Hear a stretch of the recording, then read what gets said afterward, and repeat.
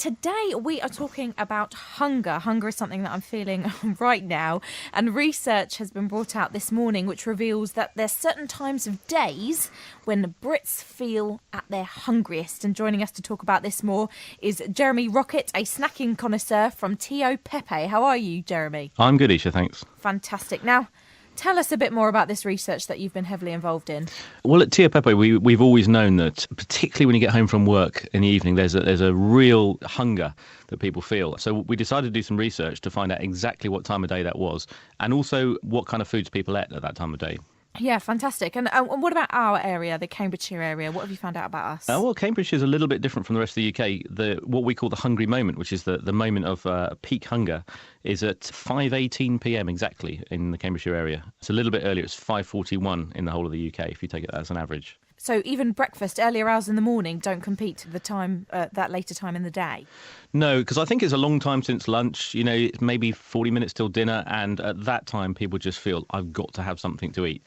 The moment you get home from work, you're probably going to cook your dinner, and you think, I just got to have something right now just to satisfy that little bit of hunger.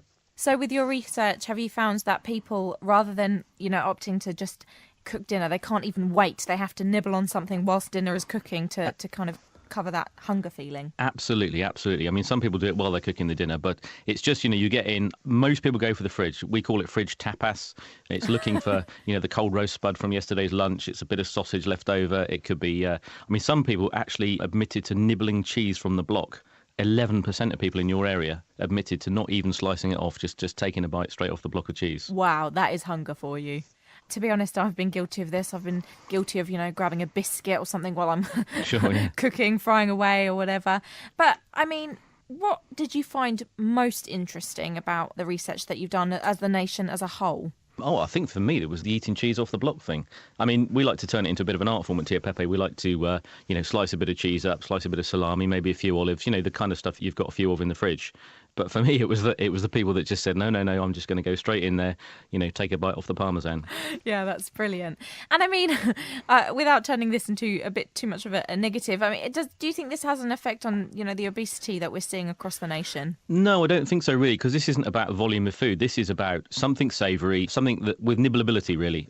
It's not about a lot of food. It's just about intense flavours, an olive, a piece of cheese, piece of salami, something that's just going to tide you over. So it doesn't have to be more than a couple of bites. It can just be something very small. It's just about the intensity of flavour and just satisfying you while you're doing your cooking. I've got to say, though, as a snacker myself before dinner, like when I get home, the worst thing is, though, if you snack on something, like you say, a piece of bread or whatever, and then you actually get to dinner, you are so hungry, but you get to eating your dinner and you've kind of ruined your appetite a little bit. Yeah. Well, the hungry moment also appears in restaurants. You know how guys always fill up on bread? Yes. All the women at the table saying, don't fill up on bread, don't fill up on bread. And that's classic hungry moment stuff, where you get to the restaurant and they bring you bread, olive oils, that kind of stuff, and you fill yourself up before dinner. But we advocate, making it fun, making it an art form, having some lovely fridge tapas, but not, filling yourself up before dinner.